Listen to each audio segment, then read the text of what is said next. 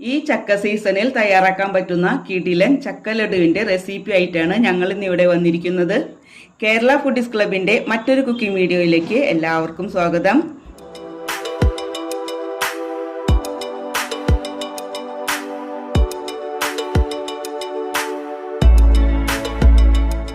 ചക്ക ലഡു ഉണ്ടാക്കുന്നതിന് വേണ്ടി ഞാനിവിടെ 1/2 കിലോ പഴുത്ത ചക്കയാണ് എടുത്തിരിക്കുന്നത്.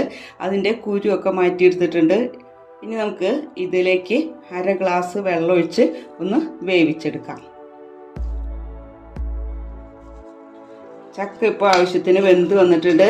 നമുക്കിനി സ്റ്റൗ ഓഫ് ആക്കിയതിന് ശേഷം ഇത് ചൂടാറിയതിന് ശേഷം മിക്സിയിലിട്ടൊന്ന് അടിച്ചെടുക്കണം. ഇനി ഒരു പാൻ അടപ്പത്ത് വെച്ച് അതിലേക്ക് 2 ടേബിൾ സ്പൂൺ നെയ്യ് ഒഴിച്ചു കൊടുത്തിട്ടുണ്ട്. അതിലേക്ക് നമുക്ക് കുറച്ച് കാഷ്യൂ നട്ട് ഇതുപോലെ ചെറുതായി കട്ട് ചെയ്തിട്ടുണ്ട്. അതിട്ട് ഒന്ന് വറുത്തെടുക്കാം. കാഷ്യൂ നട്ട് ചെറിയൊരു ബ്രൗൺ കളറായി വരുമ്പോഴേക്ക് നമുക്കത് എടുത്ത് മാറ്റാം. കാഷ്യൂ നട്ട് വറുത്തത് മാറ്റിയതിന് ശേഷം നമുക്ക് ആ നെയ്യിലേക്ക് അടിച്ചെടുത്ത ചക്ക ചേർത്ത് കൊടുക്കാം. ചക്ക ചേർത്തിട്ട് നമുക്കിതൊന്ന് ചെറുതായി കട്ടിയാവുന്ന വരെ ഒന്ന് ഇളക്കി കൊടുക്കണം. ചക്ക ചെറുതായി ഒന്ന് കട്ടിയായി വന്നിട്ടുണ്ട്. ഈ സമയത്ത് നമുക്കിതിലേക്ക് 1.5 കപ്പ് തേങ്ങ ചിരകി അതൊന്ന് പതുക്കെ ക്രഷ് ചെയ്തെടുത്തിട്ടുണ്ട്. അത് ഇട്ട് കൊടുക്കാം. എന്നിട്ടൊന്ന് രണ്ടും കൂടി ഒന്ന് മിക്സ് ആക്കി എടുക്കണം. തേങ്ങ ചേർത്തതിന് ശേഷം ഒന്ന് കുറച്ച് നേരം ഒന്ന് ഇളക്കി കൊടുക്കണം. ഇനി ഇതിലേക്ക് നമുക്ക് ആവശ്യത്തിന് മധുരം ചേർത്ത് കൊടുക്കാം. നമുക്ക് ആവശ്യത്തിനുള്ള മധുരം പഞ്ചസാര ഞാനിവിടെ പൊടിച്ചെടുത്തിട്ടുണ്ട്.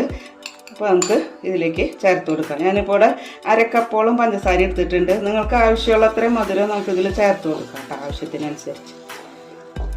പഞ്ചസാരയും കൂടി ചേർത്ത് കൊടുത്തൊന്ന് നന്നായി ഇളക്കിയെടുക്കാം. ഇനി ഇതിലേക്ക് നമുക്ക് ഒരു നുള്ള് ഉപ്പ് ചേർത്ത് കൊടുക്കണം. എന്നിട്ടൊന്ന് മിക്സ് ആക്കാം. ഈ സമയത്ത് നമുക്ക് നേരത്തെ വറുത്ത് വെച്ച കാഷ്യൂ നട്ട് ആഡ് ചെയ്യാം.